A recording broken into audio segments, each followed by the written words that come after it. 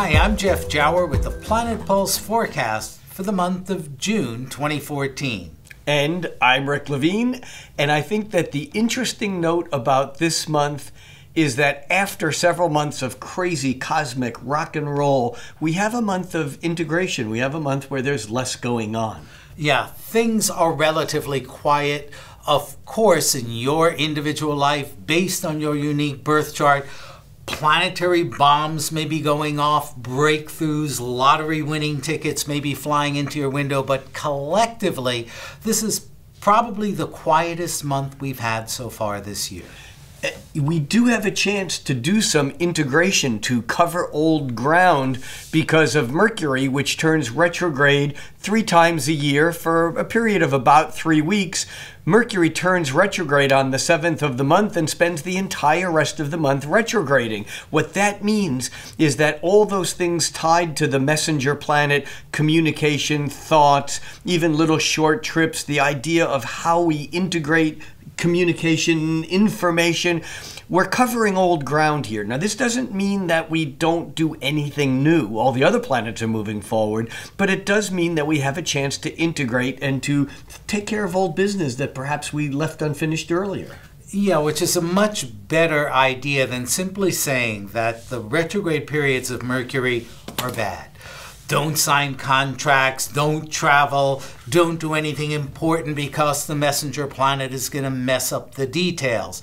Well, perhaps there is a slightly greater likelihood of those kinds of snafus occurring. Just because we don't think things through, though. Exactly. Yeah. It's a signal to review. And exactly. The fact that Mercury is beginning the month in Cancer, a water sign, a feeling sign, in which our perceptions tend to be even more subjective than usual.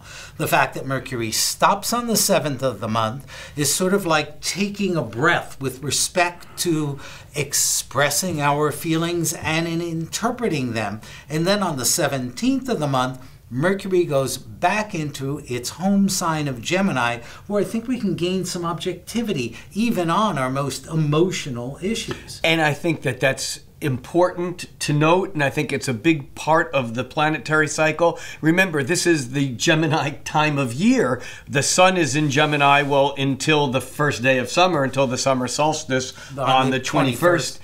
And so there is already this lean to want to integrate information or to discover new things or to interact with people in our environment, maybe even more so than usual. And Mercury's retrograde back into Gemini does put a stamp of approval on that process. Yeah, and going back to people, going back to places, going back to ideas might bring you more than you got the first time around. Again, particularly if you take the time to look at things and experience them a little bit differently. But even with that, and even in sociable Gemini, things get a little clunky at the end of the second week of the month. Well, yeah, things get clunky. There's actually 2 interesting or important oppositions that we have to integrate this month, and one of them is the clunkiness in the middle of the month. On the 13th, Venus opposes Saturn, and in a way what happens then is that we're already looking back, and now Venus, the planet of love, running into Saturn, there's some reality check. There's some things that maybe we feel a bit isolated, maybe something happens that pushes our feelings inward, and I think that's the first round of clunkiness. Well, right. That's certainly a part of it. Saturn, the planet of hard, cold reality in opposition to love-seeking and lovable Venus, can certainly be associated with the need to prove your worth, which often arises in situations when we feel less valued, whether that be emotionally or materially. The full moon is on the 13th as well in Sagittarius. Yeah, big day. Right. And the next day, Mars in socially sensitive Libra, the action planet, runs into a tense square with transformational Pluto. If Saturn is dark and thick and heavy, Pluto is darker, thicker and heavier. Well, and I think that this is some of the leftovers of the grand square from the end of April, because now as Mars is moving forward, it squares Pluto, opposes Uranus, because they were in the square. They're still relatively close. And so there's this sense of that energy being restirred, and this is a bit of a power struggle. This is a bit of having to come to terms with maybe having to deal with some resistance that's Saturnian. You know, in other words, that Venus opposes Saturn, we run into resistance, but when the Mars squares Pluto, we realize that resistance isn't just overcome by doing something better. I mean, there's some real struggle here, I think. Right, and I think Mars, the warrior planet in Libra, would like to act on its higher angels, would like to be peaceful, would like to get along, would like to make other people happy. But I think you put your finger on it, Rick, with the power struggle side of this. Saturn is in Scorpio, a sign of power, when Venus opposes it on the 13th. Pluto is certainly a planet of power. And I think, Rick, it's being honest about that. If we're honest about, you know, I'm a little bit jealous or I want more, I think that's ultimately, difficult as it might be in the moment, a much healthier application of this social complexity than acting, no, it's cool, I'm fine. Yeah, I think that it's really interesting how this plays into perhaps one of the underlying themes of the month.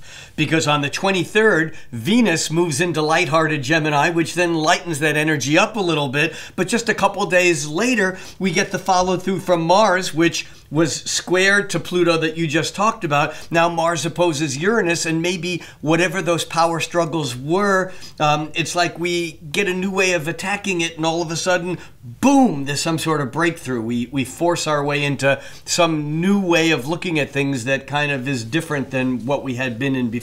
Yeah, I think you're right that the knots that we encounter closer to the middle of the month either tear or we untie them with some originality in the latter part of the month. And again, I think we keep, as you pointed out, Venus goes into airy Gemini, which means relationships become lighter and more objective on the 23rd, but 2 days before, the sun of will and consciousness moves into watery, taking everything personal Cancer. And that seems to be a dominant theme of this month, the relationship between air of the mind and water of emotion and feeling. And we end the month with a new moon that stamps its sense of approval on the emotional side of it, because we have an emotional Cancer new moon on the 27th, and that kind of sets up the new cycle that is more emotional rather than intellectual. But there is perhaps some opportunity for integration. Cancer, the crab, as Rick often talks about, it's got this protective side, it's directed, it's got a controlled aspect of its needs. Yet at the new moon, Neptune, a planet that's also watery and emotional, but much more diffuse, almost an aerated kind of water, is picking up on that new moon, which I think allows us an opportunity to take our deep personal emotions and perceive them in a larger field of feeling, and therefore be freed from whatever negative aspects they have. So, in summary, this month is a month of rethinking and redoing and reviewing, that's the Mercury Retrograde, and kind of trying to find balance between the more intense Mars aspects that we talked about and this kind of balance between thinking and feeling, feeling and thinking. For Planet Pulse, I'm Rick Levine. And I'm Jeff Jower.